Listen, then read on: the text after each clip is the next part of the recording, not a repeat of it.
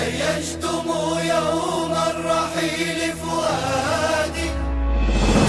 من بغداد ينطلق ملتقى العمرة العراقي الثاني IUF 2024. يشكل الملتقى محطة التقاء شركات الحج والعمرة العراقية مع مثيلاتها السعودية، كبرى شركات الطيران والفنادق وشركات تفويج الحجاج والمعتمرين، شركاء جدد في السوق العراقي. الفرصة الذهبية لتبادل الخبرات وتسويق برامج العمرة. كن جزءاً مهماً من IUF 2024، الحدث الأكبر والأبرز في المنطقة. تنظيم شركة المسل للسفر والسياحة على أرض معرض بغداد الدولي من 10/8 إلى 11/8/2024.